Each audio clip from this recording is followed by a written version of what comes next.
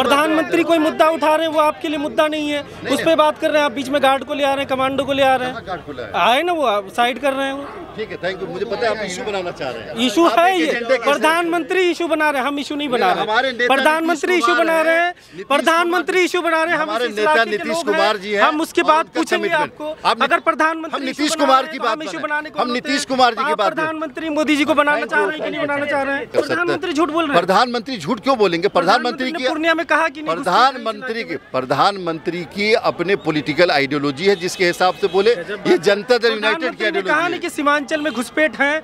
नहीं, मैंने नहीं सुना, लेकिन अगर उन्होंने कहा है तो उनके पार्टी की आइडियोलॉजी है। किसी की सिटीजनशिप देना या लेना ये राज्य सरकार के हक में है, राज्य सरकार के पास ये अधिकार। ये सेंट्रल गवर्नमेंट के पास भी ये राइट नहीं है। ये लोगों को गुमराह क्यों कर रहे हैं? मैं लोगों को गुमराह नहीं कर रहा हूँ। कहा राज्य सरकार यहाँ रोक देंगे आपसे ये? नहीं, आप बात समझिए, आप अच्छे पत्रकार हैं। बिहार शरीफ में राइट होने कराने की कोशिश किया, 1300 लोगों पे क्या आप बोलते राइट नहीं हुआ वहाँ पे? नहीं, राइट अगर मदरसा अजीजिया जल गया, आप उसको राइट की कोशिश बोलते हैं? बहुत दिन तक चलता है। पहले जब राइट होता था ना, आपकी उम्र कम होगी। अच्छा, मतलब मदरसा अजीजिया कुछ दिनों में तबाह हो गया तो उसको आप राइट नहीं माने? कि बीजेपी के लोग दंगा में इन्वॉल्व होते हैं? नहीं, ये मैं नहीं कह रहा हूँ। अश्विनी चौबे के बिल्कुल नहीं। बिहार शरीफ की तरफ भी आपने इशारा किया। नहीं, हमारे कहने का मतलब सिर्फ ये है कि दंगा करने वाला चाहे कोई भी हो, हम उसको नहीं छोड़ते। हमारे साथ जदयू के एमएलसी खालिद अनवर साहब हैं। इन दिनों किशनगंज लोकसभा क्षेत्र के अलग अलग इलाकों का दौरा कर रहे हैं और जो जदयू के प्रत्याशी हैं मास्टर मुजाहिद आलम साहब, उनके लिए कैंपेनिंग कर रहे हैं। खालिद साहब, क्या मुद्दे हैं इस बार लोकसभा चुनाव में? यहाँ जो एनडीए के प्रत्याशी हैं जदयू के मास्टर मुजाहिद साहब, किन मुद्दों को लेकर आप लोगों के बीच जा रहे हैं? देखिए, सिर्फ ये बताया जा रहा है कि आप काम चाहते हैं या बात चाहते हैं, या आप क्या चाहते हैं कि ऐसा आदमी आए जो काम करे, या ऐसा नेता है। नीतीश कुमार जी ने पिछले 18 सालों में काम करके दिखाया है, और ख़ास तौर से मुसलमानों के लिए जो काम किए हैं वो हिंदुस्तान के किसी और रियासत में नहीं हुआ है। इसके बावजूद अगर ये कह करके कि नीतीश कुमार जी किसी गठबंधन में हैं, एनडीए के साथ हैं, आप लोगों को भड़का रहे हैं, तो लोग अब भड़कने को तैयार नहीं है। क्या ये सच्चाई नहीं है कि एनडीए गठबंधन में हैं आप लोग? नहीं, एनडीए गठबंधन में बिल्कुल हैं। और इसमें आप दरकिनार दरकिनार नहीं कर रहे हैं। मैं कह रहा हूँ कि एनडीए गठबंधन में आज नहीं 18 सालों से है, लेकिन जनता दल यूनाइटेड एक अलग पॉलिटिकल पार्टी है, उसका अलग तीर निशान है, उसके अलग नेता है, उसकी अपनी आइडियोलॉजी है, और हम विकास के लिए एक साथ हुए हैं। ये पॉलिटिकल पार्टी प्रधानमंत्री नरेंद्र मोदी को तीसरी बार केंद्र में प्रधानमंत्री बनाने के लिए चुनाव नहीं लड़ रही है? बिल्कुल, लेकिन इसके साथ साथ हम इसके लिए भी चुनाव लड़ रहे हैं कि जो देश का सेकुलरिज्म है वो बचे, जो देश के मुसलमान हैं, दलित हैं, गरीब हैं, उनके हक हुकूक पर कोई हमला ना हो। कई बार ऐसा हुआ पार्लियामेंट में, एनडीए में रहते हुए हम लोगों ने भारतीय जनता पार्टी का विरोध किया है। 370 के ऊपर हमने विरोध किया, तलाक बिल के ऊपर हमने विरोध किया, तो कई ऐसे इशूज आए कि हमने विरोध किया। वहाँ 3 तलाक भी पास हो गया, 370 भी पास हो गया, तो आप वहाँ सर्वाइव कैसे कर पा रहे हैं उस गठबंधन में? उस गठबंधन, देखिए, हमारा काम है विरोध करना, और हमने अपने तब करते हैं जब आप एग्री नहीं करते हैं, लेकिन जब विरोध के बाद भी वो चीज़ पास हो गया तो आप बर्दाश्त कर ले रहे हैं उस चीज़ को? नहीं, बर्दाश्त नहीं कर रहा। हमने अपने बिहार में, जो जहाँ हमारी सरकार है और जहाँ हमको बहुमत है, हमारी सरकार चल रही है, वहाँ हमने बिहार की असेंबली से पास करवाया कि हम एनआरसी नहीं होने देंगे। ये हमारे हाथ में है। एनआरसी क्या सेंट्रल स्टेट गवर्नमेंट की चीज़ है? एनआरसी जो आप बता रहे हैं, सीए जो बगैर स्टेट गवर्नमेंट के रिकमेंडेशन पे कोई भी, आपको पता होगा, किसी की सिटीजनशिप देना या लेना ये राज्य सरकार के हक में है, राज्य सरकार के पास ये अधिकार। ये सेंट्रल गवर्नमेंट के पास भी ये राइट नहीं है। ये लोगों को गुमराह क्यों कर रहे हैं? मैं लोगों को गुमराह नहीं कर रहा हूँ। कहा राज्य सरकार यहाँ रोक देंगे आपसे ये? नहीं, आप बात समझिए, आप अच्छे पत्रकार हैं। जब तक कि स्टेट गवर्नमेंट रिकमेंड नहीं करेगी, जैसे कि आसाम में कांग्रेस पार्टी की तरुण गोगोई गवर्नमेंट ने रिकमेंड किया, उसके बाद सुप्रीम कोर्ट ने कहा कि ठीक है कर सकते हैं। ये सेंट्रल गवर्नमेंट को भी पावर नहीं है और न पार्लियामेंट को पावर है, ये सुप्रीम कोर्ट ने कराया था। तो हमारी सरकार ने, हमारी माननीय मुख्यमंत्री नीतीश कुमार जी ने जब ये पास किया हाउस के अंदर कि हम एनआरसी नहीं होने देंगे, इसका मतलब हम रिकमेंड नहीं करेंगे, तो आप कैसे कर लीजिएगा? लेकिन आज आप छोटे पार्टनर हैं गठबंधन के अंदर, आपकी बात कितना तक सुन पाएगी भाजपा? कब तक सुनेगी? नहीं, हमारी बात पिछले 18 वर्षों से सुनी जा रही है। स्टेट के अंदर हमने 18 वर्षों में कोई कम्युनल राइट नहीं होने दिया। जिन लोगों ने बिहार शरीफ राइट का क्या? बिहार शरीफ में नीतीश जी के गृह जिला में हो गया, उसको आप कैसे इनकार कर? बिहार शरीफ में राइट होने कराने की कोशिश किया, 1300 लोगों पे। क्या आप बोलते राइट नहीं हुआ वहाँ पे? नहीं, राइट अगर मदरसा अजीजिया जल गया, आप उसको राइट की कोशिश बोलते हैं? बहुत दिन तक चलता है। पहले जब राइट होता था ना, आपकी उम्र कम होगी। अच्छा, मतलब मदरसा अजीजिया कुछ दिनों में तबाह हो गया तो उसको आप राइट नहीं मानेंगे? नहीं, आप काउंटर क्वेश्चन ज़्यादा कर रहे हैं, हमसे सवाल, हमारा जवाब नहीं सुन रहे। नहीं, मैं कह रहा हूँ कि राइट हो और राइट कंटिन्यू करे, तब उसमें सरकार का फेरियल होता है। हमने राइट को कंट्रोल किया। मदरसा अजीजिया जिसकी बात कर रहे हैं, उसके लिए हमारी गवर्नमेंट ने 30 करोड़ रुपया दिया बनाने के लिए दोबारा। जो दंगाई थे उस पर 1300 लोगों पे FIR हुआ।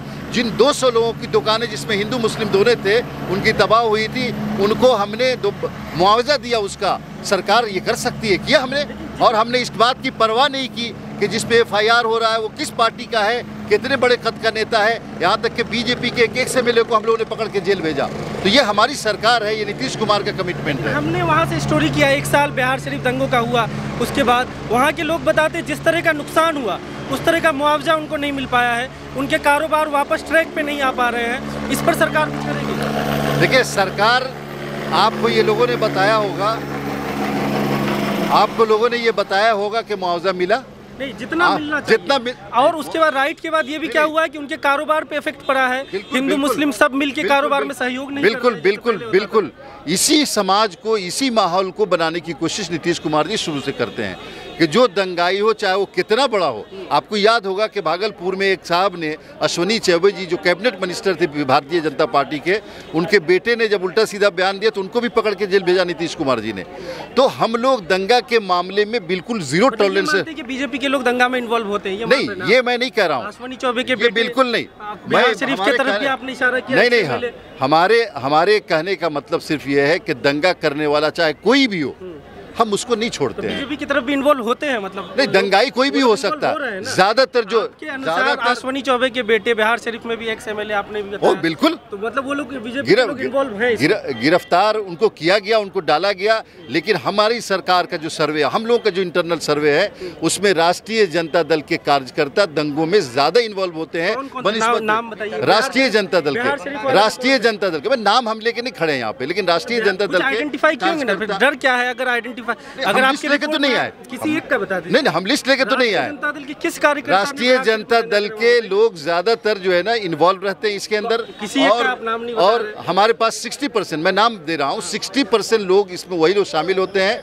लेकिन हम किसी पार्टी को, किसी जात को, किसी धर्म को दंगों से नहीं जोड़ते। हम दंगाई को दंगाई जानते। बहुत बहुत शुक्रिया, बहुत गर्मी है, बहुत गर्मी। प्रधानमंत्री घुसपैठ का मामला पूर्णिया में उठा है, आप लोग उसको इनकार करते रहते। प्रधानमंत्री की बात माने, आप लोगों की बात माने?